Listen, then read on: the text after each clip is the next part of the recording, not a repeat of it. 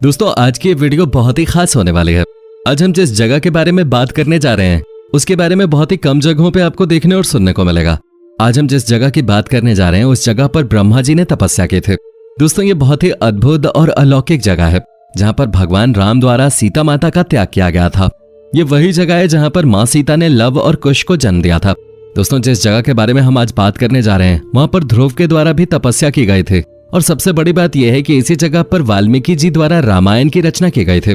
दोस्तों आज की वीडियो बहुत सारी जानकारी आपको देने वाली है, इसलिए आज के इस वीडियो में अंत तक बने रहिएगा क्योंकि वीडियो के अंत में बहुत सारे ऐसे राज खुलने वाले हैं जिन्हें शायद आप आज तक नहीं जानते होंगे। पर दोस्तों वीडियो शुरू करने से पहले मेरी आप सभी से रिक्वेस्ट है कि अगर आपने हमारे चैनल को अभी तक सब्सक्राइब नहीं किया है तो इसे अभी सब्सक्राइब कर लें। साथ ही इसके बगल में लगे उस बेल आइकन को भी जरूर ऑन कर लें ताकि हमारी इसी तरह के वीडियोस की नोटिफिकेशंस आप तक सबसे पहले पहुंचते रहें। तो चलिए दोस्तों बिना देर किए शुरू करते हैं आज की वीडियो।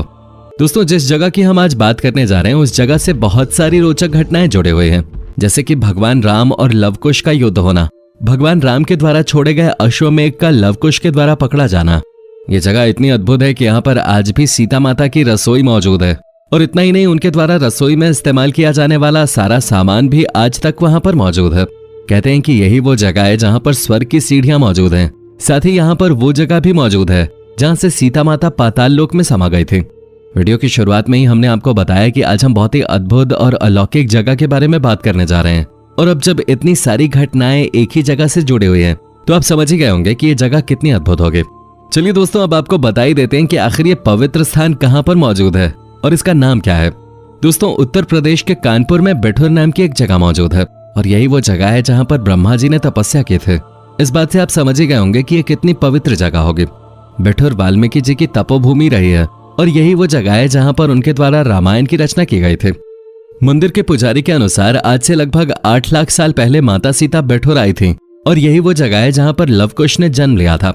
यही वो स्थान है जहां पर लवकुश ने महर्षि वाल्मीकि से शिक्षा प्राप्त की थे और इसका प्रमाण है वो भवन जिसका नाम राम जानकी मंदिर है और इस मंदिर में आज भी लवकुश के धनुष बाण सही सलामत रखे हुए हैं। बिठूर गंगा नदी के किनारे बसी हुई एक जगह है जहां पर सीता रसोई के नाम से माता सीता की रसोई भी मौजूद है। कहा जाता है कि सीता माता यहीं पर अपना भोजन बनाया करते थे। ये बात बहुत हैरान करने वाली है कि माता सीता के द्वारा उपयोग किए गए बर्तन आज भी यहाँ पर मौजूद हैं। साथ ही जिस कुएं का उपयोग माता सीता द्वारा किया जाता है वो भी अमृत कुएं के नाम से यहाँ पर आज भी मौजूद है। इतने प्राचीन समय के इस कुएं का पानी आज भी सूखा नहीं है। कहा जाता है कि लवकुश इसी जगह पर मां गंगा में स्नान किया करते थे। लवकुश के द्वारा अपने गुरु से बाण चलाना और घुड़सवारी करना भी इसी जगह पर सीखा गया था। इतना ही नहीं, लवकुश जिस पेड़ के नीचे बैठकर शिक्षा लिया करते थे वो पेड़ भी यहाँ पर मौजूद है। भगवान राम के द्वारा जब अश्वमेघ युद्ध करवाया गया था तब कोई भी राजा उनके घोड़ों को पकड़ने का साहस नहीं कर पाया था, लेकिन रामायण में ऐसा बताया गया है कि जब वो घोड़ा बिठूर पहुंचा था तब लवकुश द्वारा उस घोड़े को बांध लिया गया था। जब भगवान राम को इस बात का पता चला तब भगवान राम भी बिठूर अपना घोड़ा छुड़ाने आ पहुंचे थे और इसी बात पर भगवान राम का लवकुश के साथ युद्ध भी हुआ था जो कि इसी भूमि पर हुआ था। और आपको पता ही होगा कि इस युद्ध में भगवान राम हार गए थे। भगवान राम के आने से पहले हनुमान जी यहाँ पर आए थे और उन्होंने लवकुश के साथ युद्ध किया था और लवकुश ने हनुमान जी को भी हराकर अपना बंधक बना लिया था। यहाँ पर आज भी वो जगह मौजूद है जहाँ पर हनुमान जी को लवकुश द्वारा बंधक बनाया गया था। इसके बाद जब भगवान लक्ष्मण राम भगवान के घोड़े को छुड़ाने आए तब वो भी युद्ध में लवकुश से हार गए थे और उन्हें भी बंदी बना लिया गया था। इसके बाद भगवान राम ने खुद यहाँ आकर अपने घोड़ों को छुड़ाने के बारे में सोचा और जब भगवान राम यहाँ आए तब लवकुश ने भगवान राम को भी पराजित कर दिया था। युद्ध के दौरान भगवान राम जी को पता चला कि जिन 2 बालकों से वो युद्ध कर रहे हैं वो दोनों बालक उनके ही पुत्र लवकुश हैं। ये सच जानने के बाद राम जी की मुलाकात माता सीता से भी हुई थी। तब उन्हें मालूम चला कि लवकुश उनके और सीता जी के ही बच्चे हैं। जब राम भगवान ने सीता माता को स्पर्श करने की कोशिश की तब सीता माता धरती में समा गई थी। वो स्थान आज भी यहाँ पर मौजूद है और दोस्तों आज भी सुबह शाम उस पवित्र स्थान की पूजा की जाती है। कहा जाता है कि ब्रह्मा जी ने यहाँ पर एक शिवलिंग भी स्थापित किया था जिसे ब्रह्मेश्वर महादेव के नाम से जाना जाता है। दोस्तों बिठूर जाने पर गंगा नदी के किनारे एक ब्रह्मखूटी नाम की जगह है। कहा जाता है कि यह जगह पूरे विश्व का केंद्र बिंदु है। ऐसा भी कहा जाता है कि ब्रह्मा जी ने इसी जगह पर बैठकर सृष्टि का निर्माण किया था। कहा जाता है कि यह वही जगह है जहां पर ब्रह्मा जी ने 99 यज्ञ किए थे। जब यज्ञ पूरे करने के बाद ब्रह्मा जी उठकर वहां से जाने लगे तब उनके दाहिने पैर की खड़ाऊं जमीन में धंस गए थे और उनकी खड़ाऊं पाताल लोक में समा गए थे और अंगूठे और उंगली का हिस्सा धरती के ऊपर ही रह गया था। जाते वक्त ब्रह्मा जी ने कहा कि आने वाले समय में यह जगह बहुत विख्यात हो जाएगी। ऐसा कहा जाता है कि मानव जाति का सृजन भी यहीं हुआ था। अश्वमेघ योजना को भी इसी जगह से पूरा किया गया था। इसी वजह से यह स्थल ब्रह्मा पर्वत के नाम से भी जाना जाता है। ऐसा भी कहा जाता है कि बालक ध्रुव ने सबसे पहले बिठूर में ही ध्यान लगाया था। ध्रुव इसी जगह पे पले बढ़े थे, जो कि बाद में तपस्या में मिले वरदान के कारण अमर तारा यानी कि ध्रुव तारा बन गए, जो उत्तर दिशा में अटल रहता है और तेजी से चमकता है। छोटे से बच्चे ध्रुव ने एक पैर पर खड़े होकर भगवान ब्रह्मा जी को प्रसन्न करने के लिए तपस्या की थी। ध्रुव की इस भक्ति से प्रसन्न होकर ही भगवान ब्रह्मा जी ने ध्रुव को अमर तारा बनने का दिव्य वरदान दिया था।